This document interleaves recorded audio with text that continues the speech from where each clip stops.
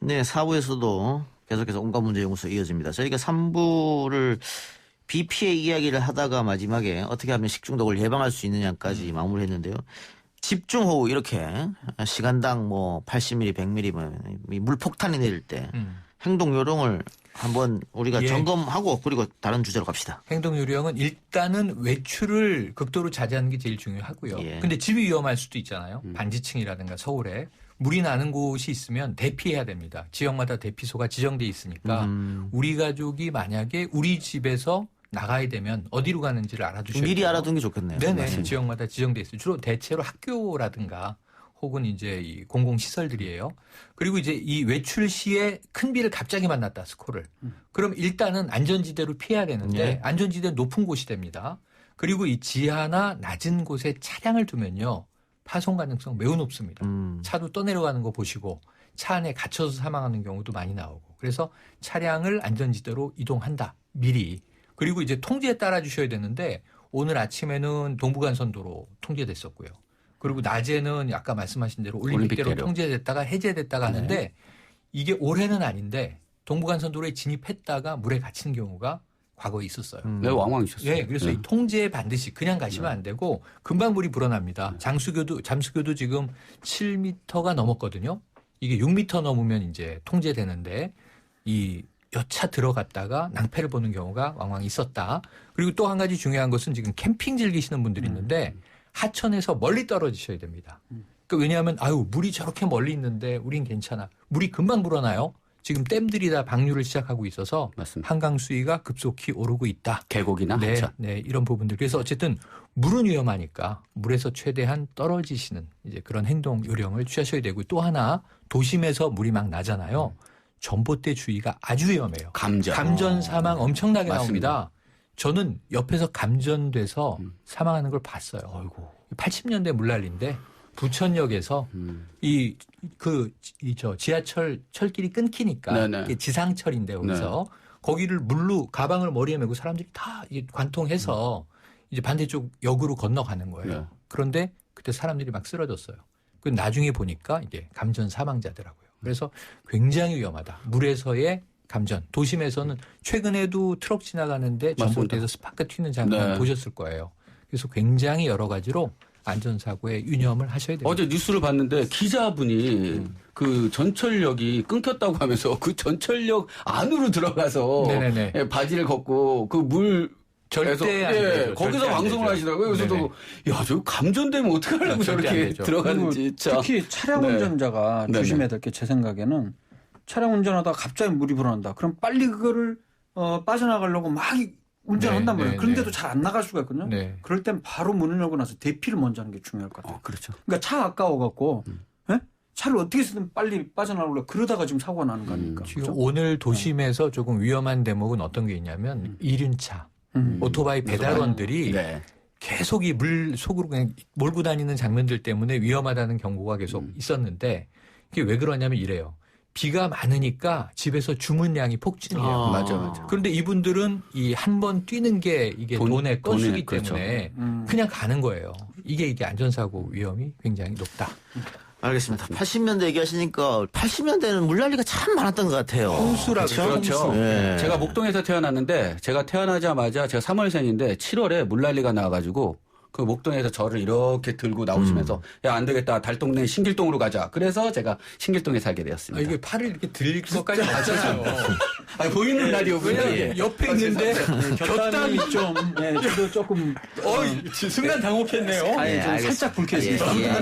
망원동 옛날에 거기 낮은 망원동 저 어릴 때 대단한 수해가 났었죠. 심각했었잖아요. 그때. 근데 달동네라고 해서 이게 수해를 안 입는 게 아닙니다. 이게 그 역류가 돼가지고 하수구가 역류가 돼가지고 그때 저희가 자고 있는데 갑자기 물이 둥둥둥 떠가지고 그 물속에서 잔 경험도 있었거든요. 참고로 그 물이 얼마나 무서운 걸 느끼시려면요, 정말 그 더 임파서블이라고 있어요. 물론 영어로는 디 임파서블이 발음이 맞는데 우리나라 영어 정음을 좀 이상하게 쓰는 경우가 있으니까 그게 이제 2004년 인도양 쓰나미 있죠. 인도네시아 같은 거. 그 영어를 너무 생생하게 실제 가족 경험담을 만든 영화인데 그러면 물 피해가 얼마나 무서운지 물 속에서는 아무런 행동 못 한다. 그러니까 특히 차 안에서 유리를 딱 가둬놓고 하게 되면 나름대로는 이제 문 열고 나오려고 치면 절대 못 열거든요. 나옵니다. 수압 때문에. 못 그러니까 아까 나옵니다. 제가 얘기했지만 만약에 물이 불어나는 것 때문에 운전하시는 분들은 바로 차를 버리더라도 일단 먼저 피하자. 맞습니다. 저는 그게 굉장히 중요하다고 생각합니다. 알겠습니다. 제가 80년대 얘기를 최영일 평론가 하길래 물난리가 참 많았다. 그래서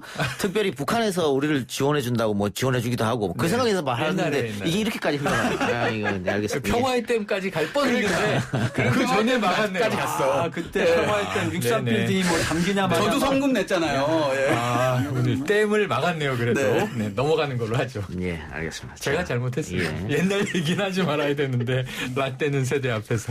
자, 주택 임대차 보호법이 통과된 후 부동산 이슈가 전월세 공방으로 번진 상황입니다. 그래서 임차인 쪽에 서서 이야기하고 있는 거 아니냐, 혹은 뭐 임대인 쪽에서만 이야기한다, 뭐 이렇게 지금 나눠서 논란과 논쟁과 싸움이 있는 것 같은데, 최영일 평론가는 네. 자가입니까? 저는 임차인이죠. 저는 원룸에 사는 독거노인이라고 보시면 됩니다. 예. 월세 내는. 월세. 독거 노인까지는 또 노인의 아니시니까. 기준이 이렇게 좀 낮춰지 않나요? 아, 그래요? 아직도 젊은 20대시니까 정말? 열정은. 네. 예. 그럼 명 박사님은 자가고. 자가입니다. 예. 김기태 변호사는? 저도 어렵게 집을 한 장만했습니다. 예. 빌라로. 대출을 많이 꼈죠. 그때는 네, 저 박근혜 정부 때라서 그건 자가라고 안 해요. 네, 대출 거의 뭐 자기 월세죠. 명의 월세. 네.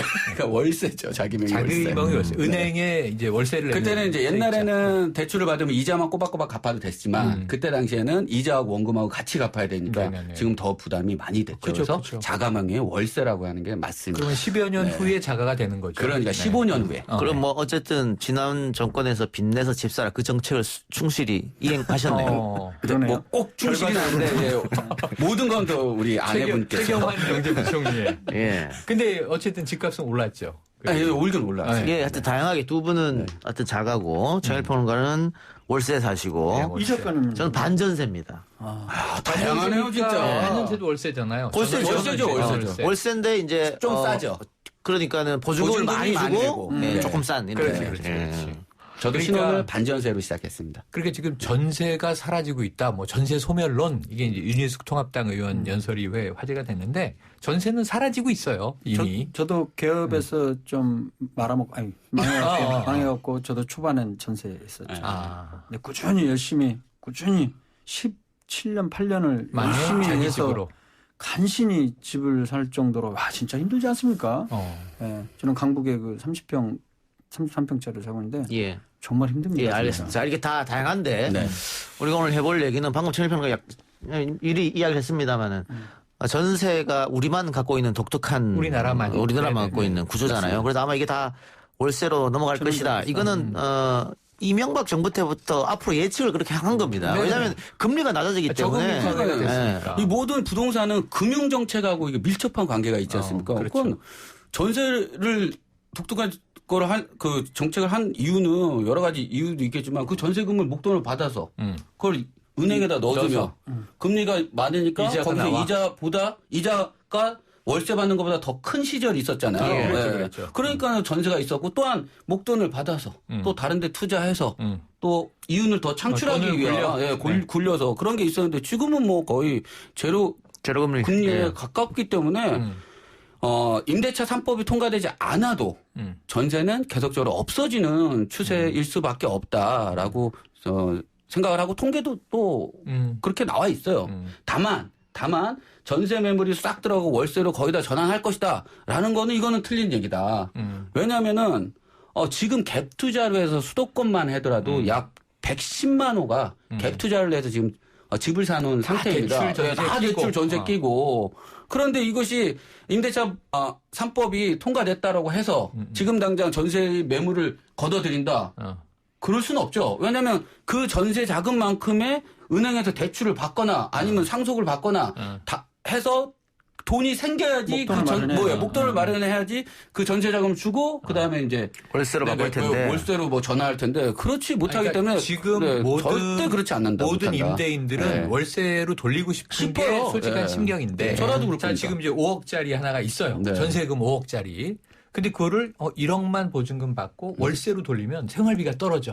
근데 4억을 만들어서 내줘야 되는데 지금 내수 중에 4억이 없어요. 4억이 어디 있어? 그러니까 이제 이런 집들이 지금 전세가 유지되는 집들인 거예요. 그렇죠. 그래서 이게 순차적으로 시간이 많이 흘러야 될 텐데 그렇죠. 그 집을 매각을 하든가 그런데 이런 부분에 있어서는 갑자기 전세가 소멸되지 못한다. 네. 이런 그리고 관측입니다. 지금 임차인으로 전세로 사시고 계신 분들은 지금 계약 기간이 1개월 이상만 남아 있으셔도 계약 갱시 청구권을 행사할 수 있기 때문에 앞으로 또 2년은 또 계속적으로 그 집에서 안정적으로 최대 5%까지만 인상된 그 보증금을 인상한 것으로 전세금을 인상한 것으로 계속적으로 거주하실 수 있기 때문에 그렇게 불안하지 않으셔도 된다. 예. 네, 이렇게 보고 싶습니다. 자, 미래통합당 윤희숙 의원의 이야기, 우리 언론들이 그야말로 윤희숙 신드롬이라고 할 정도로 크게 보도하고 있고 박수를 쳐주고 있어요. 그 내용이 뭐였냐면 4년 뒤부터는 꼼짝없이 월세를 살겠구나. 물론 뭐 이분은 집이 있습니다만은 네. 4년 뒤부터 꼼짝없이 월세 살겠구나 했는데 두 분 말씀은 이런 거지 않습니까? 멀리 내다보면 결국은 전세는 없어지고 월세로 간다. 네네. 다만 4년 뒤에 다 월세로 바꾼다. 그거는 논리적으로 안 맞는다 이 말씀이죠. 논리적으로 맞지 않습니다. 아니 윤희숙 의원의 이 연설 5분 연설 들으면서 전 상당히 공감한 대목이 있어요. 있습니다, 저도. 그러니까 이분이 이 스스로 얘기를 해요. 저금리 사회에서 전세는 소멸될 수밖에 없다. 그런데 문제는 뭐냐면 임대차 3법이 전세 소멸을 가속화할 것이다. 그런데 그 부작용을 왜 미리 따져보지 않고 달랑 이 법을 이렇게 빠르게 통과시켰느냐. 그럼 나 같으면 뭘 따져봐야 되느냐. 그러니까 이 집이 고가의 집이 있는데 사실 소득은 없는 고령자에 대한 배려를 했느냐. 혹은 임차인인데 돈이 많아요. 그래서 나는 굳이 집을 안 사고 싶고 거액의 집을 전세로 살아. 그런 사람들에 대한 이 부자 임차인도 있을 수 있는 거 아니에요. 예. 반대로 가난한 임대인도 있을 수 있는 거 아니냐. 이걸 최대한 고려했어야 되는데 나중에 부작용 어떡할래? 네. 이런 질타한 거거든요. 네. 그건 저는 액면 그대로 받아들이고 네, 저도 그러면은 그렇습니다. 그 부작용에 대한 검토를 여야가 함께 하면 되는 그러니까요. 거죠. 예. 일하는 국회에서 상호 협의를 통해서 임대차 3법의 부족한 면들을 여야가 서로 상의를 해서 협의를 해서 시행 규칙이나 시행령으로 충분히 보충할 수 있는 법안을 만들 수 있거든요. 지금 이거 랩이에요? 왜 이렇게 리듬을 맞춰요? 네. 아니, 피곤하실까봐. 네네. 네. 그럴 수 있거든요. 그러니까는 지금 윤희숙 의원께서 말씀하시는 그런 부족한 부분들을 일하는 국회로 만들어서 여야가 잘 협의를 해서 시행 규칙으로서 충분히 보충할 수 있다. 법이라는 건 완벽할 수가 없고 모든 국민들을 다 만족시킬 수 없기 때문입니다. 예. 근데 야당과 보수 언론의 그 반대 이런 내용에 대해서 여당은 외국과 비교하면 지금도 모자란 법이다 이렇게 하고 있거든요. 외국 사례 좀 알려주세요. 그러니까 미국 같은 경우나 독일, 프랑스 이런 같은 경우는 계약갱신 청구권이 이미 있었습니다. 네, 있었고 임대료도 제한하는 거. 그 법안은 이미 있었어요. 그리고 미국 같은 경우는 전세가 없어요. 뭐 아시겠지만 다 월세나 자가를 해야 돼. 월세 내는 거죠. 그렇죠. 렌트를 내는 건데 저는 항상 말씀드렸던 것처럼 투트랙으로 가야 된다. 다주택자나 아니면 부동산을 많이 가지고 계신 분들은 규제를 하고 세금을 많이 걷어들이고 그리고 월세나 전세를 사시는 분이나 또는 주택을 또 신규로 처음 주택을 구입하시는 분들한테는 대출을 많이 해주고 그 다음에 이자료를 좀 떨어뜨려 주는 그런 정책으로 가야 되는데 미국 같은 경우는 그렇거든요. 미국 같은 경우는 첫 번째 기본은 신용도에 따라 그래도 신용사회지 않습니까? 신용도에 따라 적게는 70% 내가 집을 살려면 70% 그다음에 많게는 만약에 집을 살면 90%까지 대출을 해줍니다. 그리고 기간을 30년까지 늘려줘서 이자하고 원금을 부담 없이 갚도록 그렇게 해주고 있거든요. 그래서 이런 정책들을 금융정책하고 같이 맞물려서 해 나간다면 충분히 가능하고 전세도 마찬가지입니다. 지금 제 후배가 전세를 옮겨야 되는 시점입니다. 그런데 다행히 임대차 3법이 통과됨에 의해서 지금 계약갱신 청구권을 2년은 행사를 할 수 있습니다. 근데 그 친구가 이 임대차 3법이 통과되지 않았을 시점에서는 다르치 전세로 가야 되거든요. 그런데 전세 자금을 신규로 받으려니까 50%까지뿐이 안 해주는 겁니다. 그래서 전세 자금이나 특히 생애 첫 주택을 장만하시는 분들한테는 대출의 한도를 과감하게 좀 늘려주고 이자율을 좀 떨어뜨려 주셔야 되지 않을까라는 생각이 있습니다. 문자로 4322님 세입자입니다. 2년마다 1억씩 올려주고 살았습니다. 그러니까요. 세입자 입장으로 감사합니다 했는데 이 세입자 입장으로는 네. 2년 살던 게 4년까지 살 수 있고 또 매년 최대 5% 정도밖에 안 되기 때문에 세입자 입장은 사실은 나쁜 부분은 아니죠. 네. 근데 문제는 맞습니다. 이게 정말로 4년 후에 전세가 다 씨가 마르냐 뭐 그렇게 된 문제가 될 수 있겠습니다만 그렇죠. 네. 그거는 어렵다. 예. 그런데 장기적으로는 이제 전세의 효과가 우리나라에선 사라진다. 아까 당장 목돈 내주고 월세로 돌릴 수 있는 이 임대인이 그렇게 많지는 않다. 맞습니다. 근데 순차적으로는 갈 거예요. 제가 엊그제 우리 동네 길을 지나는데 네. 빈 상가에 이렇게 종이로 붙어 있고 깔세 가능. 이게 외국은 우리나라는 깔세라고 부르는데 이게 은어로 부동산 맞습니다. 은어죠. 네. 깔세가 뭐냐면 단기적으로 석 달만 쓸 거예요. 이 상가를 6개월만 쓸 거예요. 그러면 그 기간에 월세를 한꺼번에 내는 거예요. 6개월치. 100만 원씩이면 600만 원 내고 6개월은 내가 이 상가 쓰는 거야. 맞습니다. 근데 이게 유럽이나 미국에서 일반적인 방식이거든요. 이 렌트 피라 하는 그렇죠. 게 네. 깔세가. 보증금이 없는 경우가 많죠. 그 보증금이 없는 대신에 선불을 내는 거지. 네, 그다음에 그렇게 보증금이 하니까. 있다라고 하더라도 2달에서 3달 정도의 그 월세만 내는 거죠. 그 보증금은 네. 이제 디파짓. 그렇죠. 디파짓이라고 디파짓하고 얘기하죠. 월세를 내는 거고 네, 나중에 맞습니다. 디파짓은 찾아가는 네, 건데 돌려가니까. 그런데 그런 게 일반적인데 이게 전세는 앞으로는 못 버티거든요. 이 자산이 있는 사람 외에는. 그래서 그 부분에서는 어차피 시간의 문제인데 그것이 당겨질 것이다라는 예단을 가지고 임대차 3법, 임대차 이 임차인에 대한 보호를 막아야 하느냐라고 역으로 물어보면 그건 답이 안 되는 거잖아요. 맞습니다. 그래서 저는 여야가 조금 생산적으로 부작용은 막을 수 있는 것에 머리를 맞대야 되는데 이 부분에 있어서는 근데 전 윤희숙 의원의 그 연설이 도대체 왜 그렇게 파장이 컸는가를 보면 예. 그게 당연한 연설이에요. 반대하는 야당 입장에서는 그런 논리 토론 할 수 있어요. 근데 103명 의원 중에 그런 연설한 사람이 없었다는 거예요, 그동안. 그러니까 이 초선 의원의 연설이 파장이 큰 건 아무도 논리를 가지고 중진 의원들도 문제 제기를 하지 않았었구나. 그러니까 너무나 국회의원으로서 당연한 연설을 맞습니다. 국회에서 했더니 와 이런 것도 가능해? 저렇게 해야죠. 저렇게 주고받고 담론으로. 그래서 저는 또 여당도 너무 그 메시지의 내용을 가지고 토론을 하면 좋은데 또 메신저 문제로 너무 이걸 이렇게 공방을 끌고 가지 않아야 하는 것 아닌가 하는 생각도 해봅니다. 네, 예. 맞습니다. 자, 전세가 월세로 전환하는 것은 자연스러운 현상이다. 민주당 윤준병 의원의 발언인데 이것도 후폭풍을 맞았습니다. 굉장히 논란이 크게 됐는데 문제는 박근혜 정부 시절 박근혜 전 대통령도 그리고 최경환 전 부총리도 이 말을 똑같이 했거든요. 네. 근데 그때는 우리 언론이 비판하지 않았단 말이죠. 맞아요. 그래서 지금은 왜 이러는가? 그러니까 지금 이게 마치 임차인과 임대인의 울분을 동시에 이 윤 의원의 발언에 이제 쏟아내는 거예요. 근데 이 말 자체는 큰 문제가 없다니까요. 그리고 이 윤희숙 의원의 이 연설 속의 내용과 맥락이 틀리지도 않아요. 예. 그래서 저는 이게 굉장히 정쟁적으로 움직이고 있다. 이런 거예요.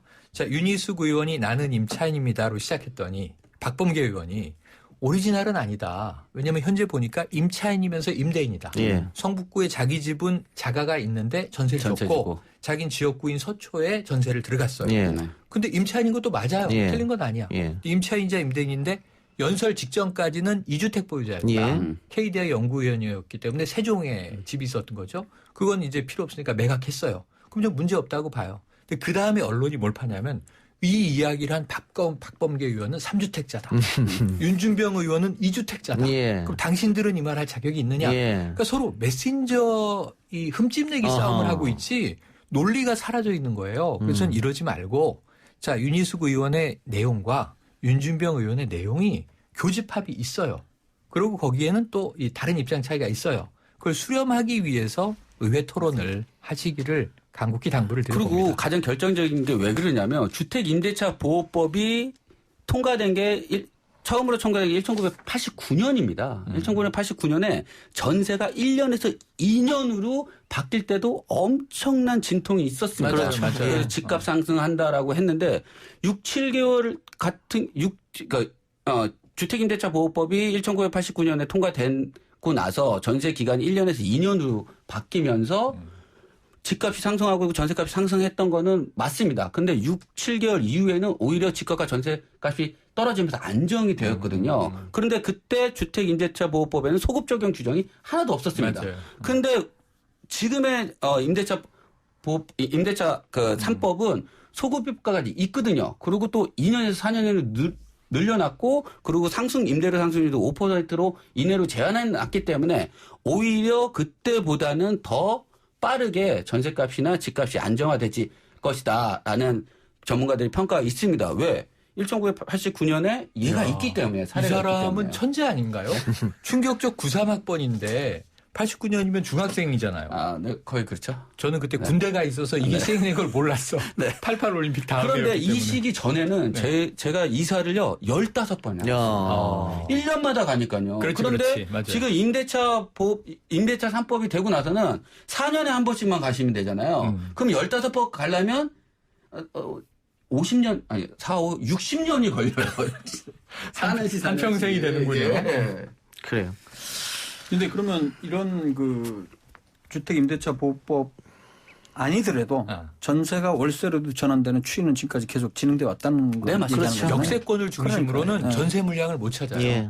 역세권 특히 이제 저희 뭐 요즘에 1인 가구가 많잖아요. 그러니까 오피스텔이든 뭐 이 연립주택 빌라 혹은 단독 세대든 월세는 없습니다. 사실상. 전세는 전세는 없습니다. 다 대부분 전월세죠. 그렇죠. 그러니까 과거에는 이게 뭐 저 1억짜리 전세 그럼 지금 보증금 2천에 월세 꼬박꼬박 내야 그렇죠. 되는 이제 시스템으로 다 전환됐고 그럼 전세가 어딨냐 하면 잘 안 들어오는 이제 연립주택이나 빌라 지역에는 전세가 남아있긴 해요. 근데 그것도 이제 서서히 없어지는 추세예요. 그러니까 이제 이 집주인이 목돈이 없으니까 그렇죠. 전세 전환을 못하고 그냥 전세를 유지하고 있는 거예요. 다음 세입자가 이 전세금 주고 그럼 이제 이전 세입자가 나가는 방식으로.